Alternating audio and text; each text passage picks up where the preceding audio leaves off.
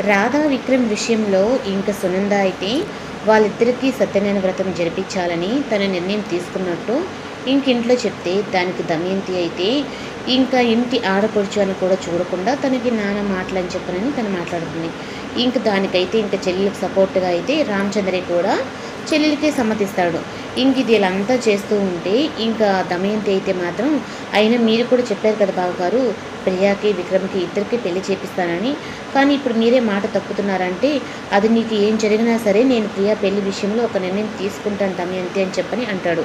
ఇంకా సునంద అయితే దమయంతి మాట్లాడిన మాటలకి నందగోపాల్ని తీసుకొని అలాగే అనుని విక్రమ్ని అందరినీ రండి మనం వెళ్ళిపోదాం, మనమేమీ ఆస్తి లేకుండా లేము అన్నట్టుగా అయితే ఉంటే ఇంకా నిన్ను ఇన్ని రోజులు మేము ఇంట్లోనే పెట్టుకున్నాం, ఈ ఆస్తులో మాకెంత హక్కు ఉందో నీకు అంతే హక్కు ఉంది అన్నట్టుగా ఇంకా మాట్లాడతాడు.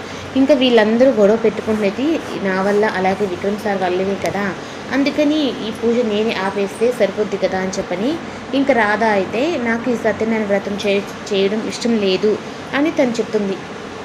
ఇంకా అలా చెప్పిన తర్వాత ఇంకా అందరూ ఒక్కసారిగా అయితే చూస్తారు.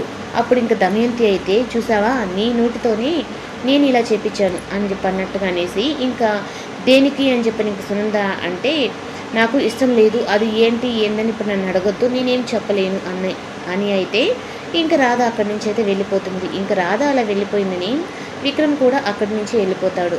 ఇంకా అలా వెళ్ళిపోయిన తర్వాత ఇంక సునంద అయితే మాత్రం నేను నిర్ణయం తీసుకున్న తర్వాత నేను వెనక్కి తగ్గే ప్రసక్తే లేదు, ఈ చీర తీసుకెళ్ళి నీ భార్యకి ఇచ్చి కట్టుకొని పూజలోకి రమ్మని చెప్పానంటే అమ్మ అది నేనే ఇవ్వాలా అని చెప్పని విక్రమ్ కూడా అడుగుతాడు. నువ్వే ఇవ్వాలి, ఎందుకంటే పెళ్లి చేసుకొని అమ్మాయిని ఇంటికి తీసుకొచ్చావు కదా, అందుకని నువ్వే వెళ్ళి నీ భార్యని తీసుకొని నువ్వు రెడీ చేసరా అని చెప్పని ఇంకా సునంద అయితే విక్రమ్కి ఆర్డర్ ఇస్తుంది. ఇంక ఇక్కడ అమ్మ ఆర్డర్ ఇచ్చింది కదా అని ఇంక పైకి వెళ్ళి రాధను ఒప్పించాలని చూస్తాడు.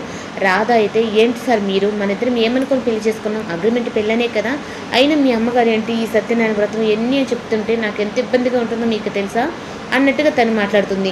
ఇంకా నువ్వు నన్ను గెలిపించాలి, నా వాళ్ళందరి ముందు నన్ను గెలిపించాలి అంటే ఈ శారీ కట్టుకొని నువ్వు అక్కడ పూజలోకి రా, లేదు నేను గెలిస్తే నువ్వు గెలిచినట్టే అని చెప్పని అనుకుంటావా, ఈ శారీ కట్టుకొని రానవసరం లేదు, మా వాళ్ళ ముందు నా పొరుగు పోయినా పర్లేదు, మన ఇద్దరిది అగ్రిమెంట్ పెళ్ళి అని చెప్పని నేను నిజం చెప్పేస్తాను అని చెప్పని విక్రమ్ అయితే అంటాడు.